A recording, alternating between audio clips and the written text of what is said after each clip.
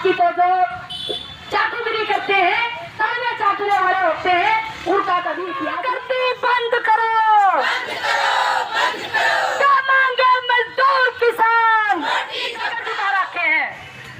तो जीत तो आपकी हो चुकी, रोजी रोटी दे न सके जो सरकार निकम्मी है, जो सरकार निकम्मी है, जो सरकार निकम्मी है, चुका रखे हैं। तो जीत तो आपकी हो चुकी, आप जीत चुके हो। इनको बस सिर्फ सरकार ने घोषणा करनी है, युवा घोषणा कब करा है वो सरकार पर डिपेंड करा है। जितने दिन ज्यादा टाइम ये सरकार लेगी, नुकसान सरकार का है साथियों, अपना नहीं है। क्योंकि सरकार ये झूठे गांव-गांव जाके जनसंवाद कर रहे हैं, जनता को मूर्ख बना रहे हैं। हम कहेंगे वो जनसंवाद नहीं साथियों, वो लट संवाद है। जनसंवाद का मतलब क्या होता है? जनसंवाद का मतलब होता है कि हमने, भारतीय जनता पार्टी ने इस 5 साल के दौरान जनता के लिए क्या किया। जो घोषणा पत्र लेके आए थे, क्या वो घोषणाएं पूरी की? और नहीं हुई तो क्यों नहीं हुई? जनसंवाद का तो यही मतलब होता है ना कि जनता से पूछा जाए। लेकिन ये कर क्या रहे हैं? ये जनसंवाद कर रहे हैं, अपनी मन की बात, अपने मन की बात बोल देते हैं।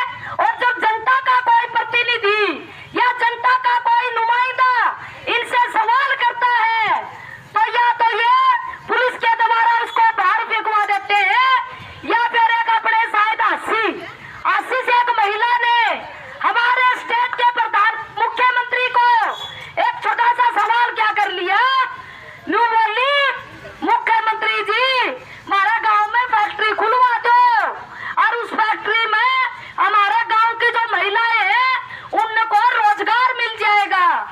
मुख्यमंत्री का क्या जवाब होता है? वो कहता है और हंस के कहता है कि जब चंद्रयान 4 लॉन्च होगा तेरे को तो मैं चांद में पहुंचाऊंगा। और ये कह के वो हंसता है। क्या ये मुख्यमंत्री की भाषा होती है? महिलाओं से ऐसे बात करनी चाहिए।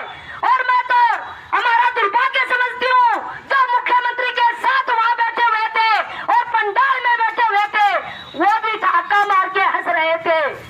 मैं थूकती हूँ ऐसे लोगों पे जो एक महिला के मान सम्मान को भी नहीं समझते।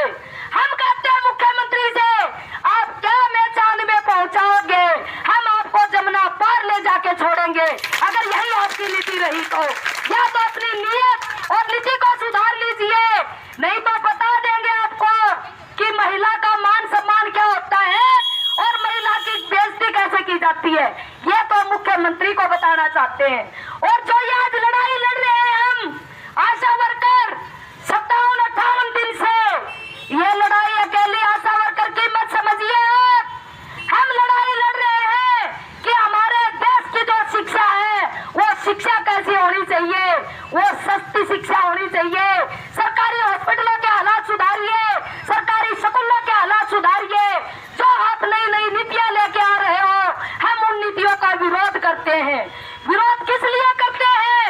ये शिक्षा नीति में लेके आए चिराग योजना, नाम तो साफ सुथरा है ना बेबे, चिराग। चिराग का क्या मतलब होता है? उजाला। लेकिन उस योजना के तहत क्या करना चाहते हैं ये? उस योजना में कहते हैं अगर हमारा बच्चा सरकारी स्कूल में जाएगा तो फीस हम देंगे, और जब वो प्राइवेट स्कूल में जाएगा तो सरकार उसकी फीस देगी। इसी सरकारी में पहली कदम आई थी कि सरकार प्राइवेट स्कूल की फीस दे। लेकिन साथियों, ये बहुत बड़ा षड्यंत्र है। सरकारी स्कूलों में जो बच्चे पढ़ रहे हैं उनको वहां से निकाल के प्राइवेट स्कूल में ले जाने का एक बहुत बड़ा षड्यंत्र है, ताकि जो सरकारी स्कूल जो चल रहे हैं उनको तोड़ने के लिए एक नया तरीका इन्होंने अपनाया है। क्योंकि हर माँ बाप ये चाहेगा कि चलो भाई प्राइवेट स्कूल भी जा रहे हैं और सरकार उसकी फीस दे रही है, और सरकारी स्कूल में हमें फीस भी देनी पड़ेगी और वहाँ सुविधा भी नहीं है। जैसे वो बच्चे प्राइवेट स्कूल में चले जाएंगे, इनके पास रास्ता साफ हो जाएगा कि बच्चे नहीं स्कूल को बंद कीजिए, तो जो बच्चे हमारे JBT टेट क्लियर करे घूम रहे हैं उनका रोजगार खत्म, और जो सरकारी स्कूल है उनको पूंजीपतियों के हवाले कर दिया जाएगा। बहुत बड़ा षड्यंत्र है सरकार का ये।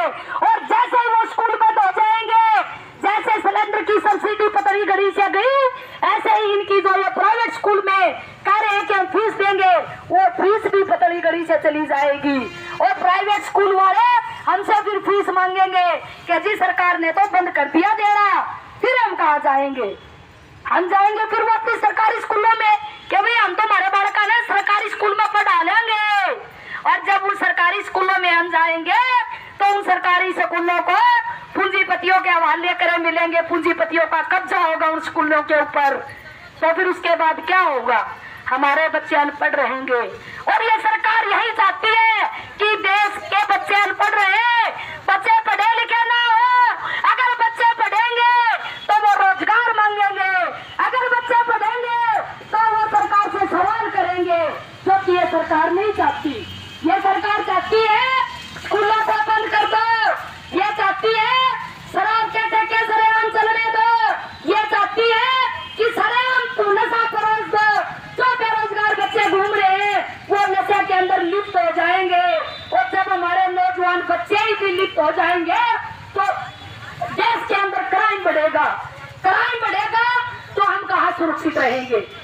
ये नीति लेकर ये सरकार चली हुई है, और हम इनको खुला चैलेंज करते हैं। मुख्यमंत्री जी, टाइम रहते चेप जाइए। ये तो वीरांगनाएं बैठी हुई है, ये तो लाल कपड़े लाल सूट में बैठी हुई है, ये गांव गांव आपकी पोल खोलो अभियान चला रही है। और कितना टाइम आप लोगे इतना आपका नुकसान है, क्योंकि इनको सब नीतियों के बारे में पता है कि आपने 5 साल के दौरान 2014 के बाद आपने क्या किया था। अभी हमारे बीच में ताई कंडला से बोल के गई है, 13 महीने हमने उनको देखा था, लगातार किसान आंदोलन में वो सक्रिय रही। और उस किसान आंदोलन के दौरान ये जितनी हमारी बहनें बैठी हुई है, सब बहनें उस किसान आंदोलन के दौरान सक्रिय थी। खटके तौर पे जो चलता था हमारा धरना किसानों का, हर रोज हम देखते थे। टिकरी बॉर्डर, शाजापुर बॉर्डर, हमारे जिले में भी कितना ना दौड़ के ऊपर धरना चलता था। आपकी भूमिका बहुत ज्यादा होती थी आशा वर्करों की, क्योंकि साथियों आपकी मानसिकता बड़ी हुई है। गलत का विरोध हमें खुल के करना चाहिए, जालिम कितना भी ताकतवर क्यों ना हो।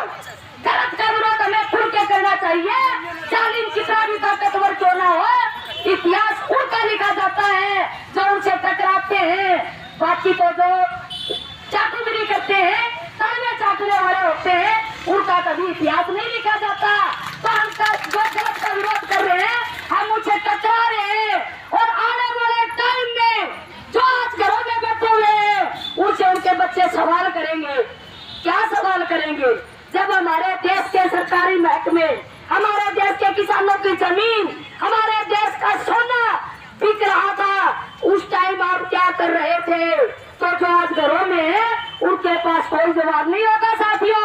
और हम खुल के जवाब देंगे कि हमने सरकार के साथ टकराव किया था और हमने उन सरकारी महकमों को बचाने का काम किया था। हम खुल के कहेंगे हमारे बच्चों के सामने। और जींद जिले की हर रोज मैं रात को जब देखती हूँ, आपकी वीडियो देखती हूँ साथियों, बहुत क्रांतिकारी साथियों। मैं 57 दिन के दौरान सोच रही थी कि भी मेरा भी नंबर जींद में आवेगा। उन नीलम तक क्या करती ए बेबे, मैंने जींद में भी बुला लो दीदी, आप क्या कौन है? मका बेबे मैं बिना बुलाए आऊंगी, तो आज मैं बिना बुलाए जी। तो साथियों, आप बहुत अच्छा लड़ रहे हो, बहुत सही तरीके से लड़ रहे हो। सरकार को हमने 2018 में भी झुकाया था और अब भी झुकाएंगे। वही बीजेपी की सरकार, वही लाल झंडा और वही आशा वर्कर, वही घोड़ा, वही मैदान। हम इनको झुका के छोड़ेंगे, हम नहीं झुकेंगे, क्योंकि जो हमारे मांग मुद्दे हैं वो बिल्कुल जायज है। जब हमारी अभी मीटिंग चली 5 घंटे सरकार के साथ, उनको 1% भी कहीं भी नेगेटिव पॉइंट आशा वर्कर की मांगों पे नहीं मिला। और वो गांव में भी पूछते हैं कि आशा वर्कर अपनी जायज मांगों को लेकर चल रही है, सरकार को मानना पड़ेगा। आज नहीं तो कल मानना पड़ेगा। इन्होंने सारे हथकंडे अपना लिए कि इनको जैसे तैसे करके दिया जाए, इनकी यूनियन के हिस्से कर दिए जाएं, इनकी 3-4 यूनियन बढ़ा दी जाए। लेकिन साथियों, मैं हरियाणा की 20,000 क्रांतिकारी आशा वर्करों को सैल्यूट करती हूँ कि वो एक दिशा में चली, जो ऊपर से स्टेट कमेटी का फैसला आया, वो उसी के अकॉर्डिंग, उसी लाइन में अपना आंदोलन चलाने का काम कर रही है। जीत तो हमारी हो चुकी है, यही जीत होती है। और आज ही के दिन लखीमपुर खीरी के अंदर यूपी में सरेआम एक एमएलए के बेटे ने, गृह मंत्री जो है वहां का, उसके बेटे ने सरेआम हमारे किसानों के ऊपर